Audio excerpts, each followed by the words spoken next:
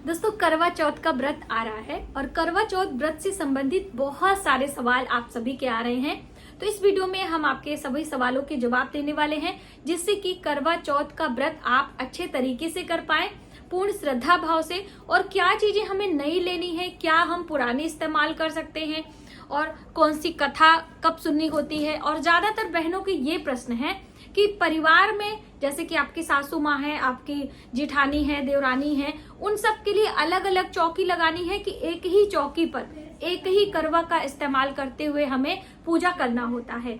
और जो करवा माता की फोटो होती है, फोटो क्या हमें अलग अलग रखना है सभी लोगों के लिए कि एक ही फोटो में पूजा कर लेंगे, ये ज्यादातर सवाल है। तो इस तरह के और भी बहुत सारे सवाल है, जैसे कि जब हम इस तरह से चलनी से ये दीपक लगाते हैं, अभी मैंने लगाया नहीं है, दीपक लगाते हैं, तो इस दीपक को जैसे फिल्मों में देखते हैं ऐसे पीछे फेंकते हैं, तो हमें फेंकना चाहिए कि उतारना चाहिए, क्या करना चाहिए। तो सभी सवालों के जवाब हम इस वीडियो में देने वाले हैं। वीडियो बहुत ही हेल्पफुल और इंटरेस्टिंग होने वाली है, आप इन तक बने रहें। सभी तैयारियां करके खुशी खुशी आप करवा चौथ का व्रत करें, और यदि पहली बार कर रहे हैं तो भी आप इस व्रत को उठा सकते हैं। बहुत ही शुभ संयोगों के साथ में आपको करवा चौथ इस बार मिल रहा है, वर्ष 2024 का जो करवा चौथ है। और कार्तिक मास की कृष्ण पक्ष की चतुर्थी तिथि पर करवा चौथ का व्रत किया जाता है। इसे करक चतुर्थी के नाम से भी जाना जाता है। जैसे कि आप सभी को पता है, हर महीने एक चतुर्थी आती है जो कि भगवान गणेश के नाम समर्पित है। तो इस चतुर्थी पर भी हम करक चतुर्थी पर भी भगवान गणेश की ही पूजा करते हैं, और उनके पिता शिव और उनकी माता पार्वती के साथ में। और करवा माता की पूजा की जाती है, क्योंकि सर्वप्रथम करवा माता ने ही भगवान शिव, पार्वती और भगवान गणेश की पूजा करके अपनी कामना पूर्ण करी थी। तो बस इस तरह से आपको पूजन करना होता है। और पूजा के बाद में चंद्रोदय के समय चंद्र को अर्घ देकर हम अपने व्रत को खोलते हैं, यानी कि पानी जल पीते हैं। ठीक है, तो चलिए देर न करते हुए वीडियो की शुरुआत करते हैं। नमस्कार, वेलकम टू माय चैनल, मैं हूं मनीषा।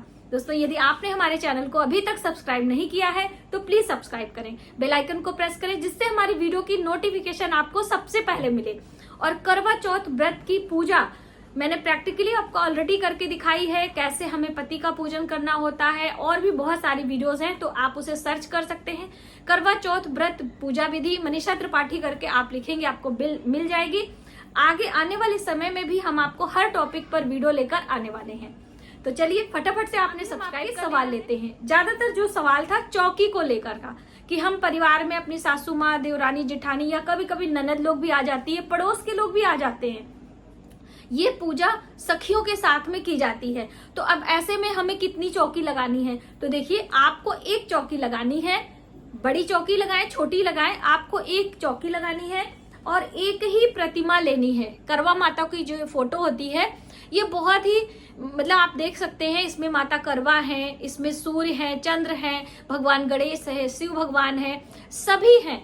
तो आप ये वाली प्रतिमा लेंगे तो आपको ज्यादा भटकना नहीं पड़ेगा। आप ये प्रतिमा रखें बीच में, और कलश आप एक ही रखें सभी के लिए। लेकिन जो करवा होता है, आपको हम दिखाना चाहेंगे, इस तरह से करवा धातु का होता है। ये हमारा बहुत पुराना करवा है।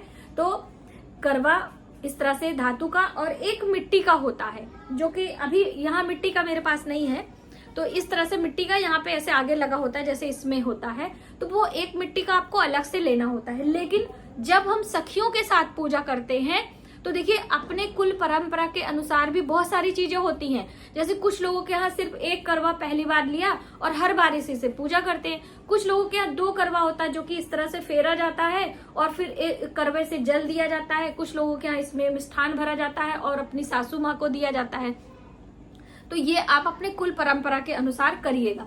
वैसे दो करवा आप लें तो आपके लिए ज्यादा अच्छा होगा, क्योंकि एक से हम भगवान चंद्र को अर्घ देते हैं, और एक से करवा में भरकर अपने किसी बड़े बुजुर्ग का आशीर्वाद लेते हैं, जिसे कि सासू माँ का बायने के नाम से आप लोग जानते हैं, है ना।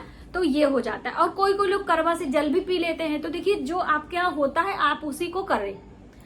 क्लियर हो गया चौकी वाली बातें। और फोटो वाली, कि आपको फोटो पुरानी ही लेनी है। हाँ, फोटो पुरानी ले कि नई ले, ये भी सवाल था। तो जो आपकी पहले की फोटो है, यदि क्लीन है, साफ है, उस पर कोई मतलब फट नहीं गई है, चेहरा खराब नहीं हो गया है माता जी की, तो आपने पुरानी ही फोटो इस्तेमाल करनी है। यदि फट गई है, क्रैक हो गया है, किसी प्रकार की कोई परेशानी है तो आप नया ले सकते हो। ठीक है, हर बार नया प्रतिमा लेने की जरूरत नहीं है। आपने ये जाना व्रत कथा की पुस्तक, करवा चौथ व्रत कथा की पुस्तक है, आप इसको ले लीजिए। और ये भी हर बार आपको नया लेने की जरूरत नहीं है। आपने जो पुरानी पुस्तकें हैं आप उसी को पढ़िए।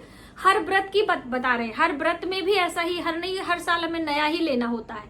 ठीक है, पुस्तक भी, कथा हमारे चैनल पर भी है, आप सुन भी सकते हैं। जो बहनें पढ़ने में असमर्थ हैं, कोई दिक्कत है आपको, तो आप कथा सुन भी सकते हैं। एक व्यक्ति पढ़ता है और सारी महिलाएं सुनती हैं, हाथ में अक्षत पुष्प लेकर। और हम ये करवा माता का व्रत कथा पूजा के बाद कथा सुनने की बात है।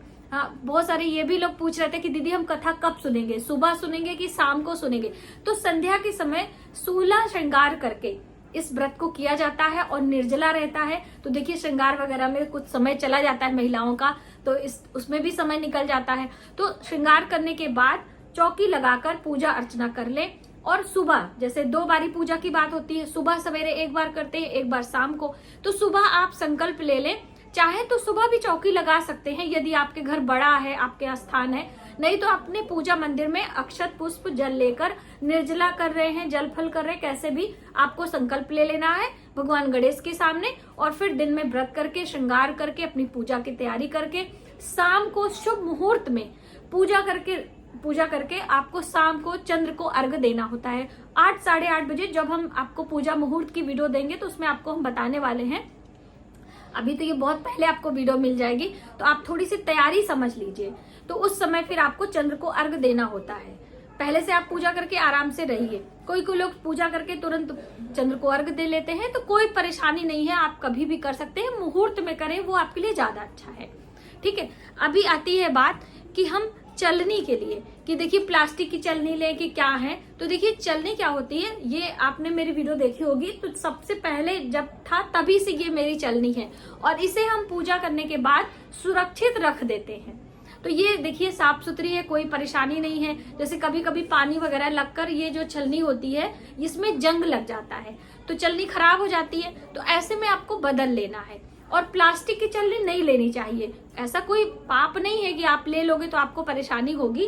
प्लास्टिक की चलनी ना लेने का रीजन होता है कि हम इसी में दीपक रखते हैं इस तरह से, है ना।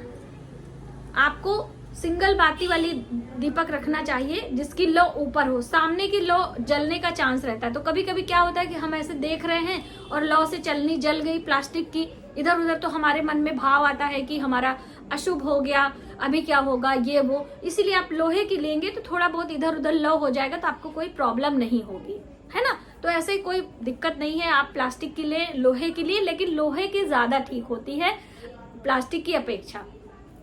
ये आपका क्लियर हो गया पुरानी चलनी के बारे में। और दीपक का हमें क्या करना है, जैसे कि जब हम पिक्चरों में देखते हैं, सीरियल में देखते हैं, तो इस तरह से जल दीपक लेकर और पीछे फेंक देते हैं। तो कभी भी हमें दीपक बुझाना नहीं चाहिए।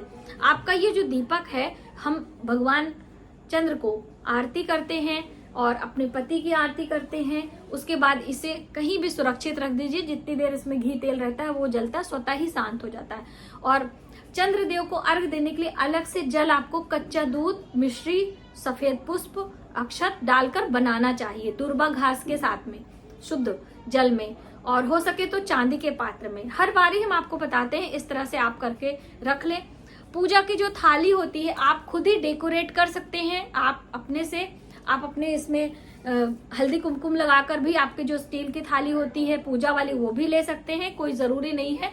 देखिए, फोटो पिक्चर के लिए लोग ज्यादा डेकोरेशन करते हैं।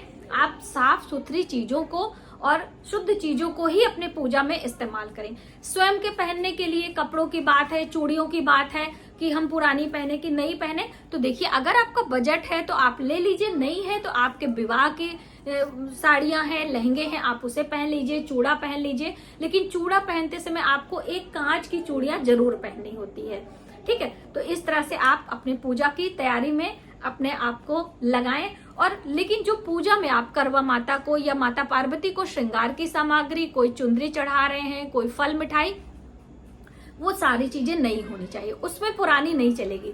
और यदि आप पहली बार व्रत कर रहे हैं तो आप सारी चीजें नहीं ले सकते हैं। आपकी जो चलनी होगी, आपका थाली होगा, आपका पुस्तक होगा, आपका करवा माता की फोटो होगी, वो सारा आप नया ले सकते हो। इस तरह से इन छोटी छोटी बातों का ध्यान रखते हुए आप करवा चौथ व्रत की तैयारी करें और कार्तिक मास की कृष्ण पक्ष की चतुर्थी तिथि पर करवा माता और भगवान शिव माता पार्वती की पूजा करते हुए भगवान गणेश का आशीर्वाद लें, अपने जीवन में अखंड सौभाग्य की प्राप्ति करें। मिलते हैं एक नई जानकारी के साथ नए वीडियो में। तब तक आप अपना अपने परिवार का ख्याल रखें। जय माता।